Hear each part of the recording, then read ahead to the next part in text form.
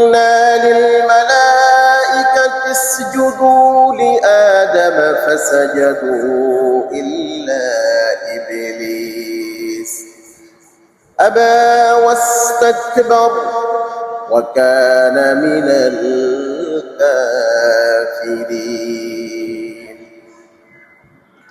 আল্লাহ রাব্বুল আলামিন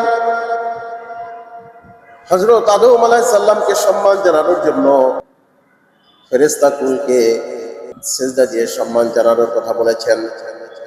আল্লাহ রাব্বুল আলামিন বলেন, আমি বললাম ফেরেশতাদেরকে আদমকে সিজদা করো। আল্লাহ রাব্বুল আলামিন ফেরেশতাদেরকে অর্ডার করলেন যে কি আদমকে তোমরা সিজদা করো। সবাই সিজদা করল।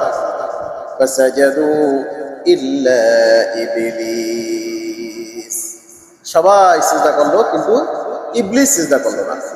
আল্লাহ রাব্বুল আলামিন ইবলিসকে জিজ্ঞাসা করলো, সবাই সিজদা করলো, তুমি কেন সিজদা করলা না?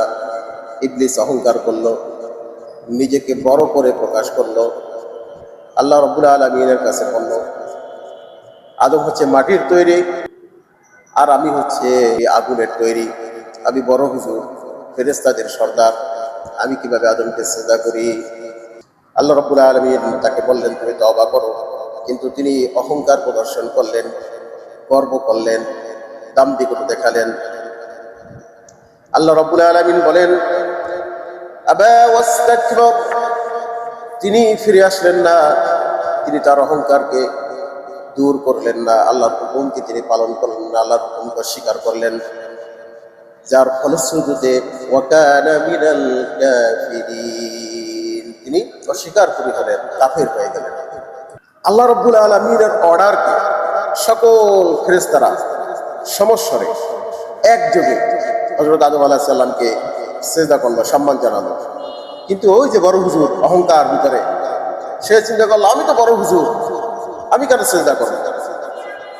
সে এক্সকিউজ তৈরি করলো, সে কারণ খুঁজলো, সে আল্লাহকে বুঝাতে চেষ্টা করলো যে আদম তো মাটির তৈরি আর আমি তো আগুনের তৈরি, কত কিছু বুদ্ধি খাটালো। কিন্তু বিষয়টি হচ্ছে আল্লাহর হুকুমের সামনে মানুষকে অবনত হতে হবে, মাথা নত করতে হবে। এটাই হচ্ছে আল্লাহর হুকুম, এটাই হলো ইসলাম। এখন দেখেন, এই যে বড় হুজুর, এই যে অহংকার, এটা কি এখানেই শেষ হয়েছে নাকি এর ধারা এখন অব্যাহত আছে?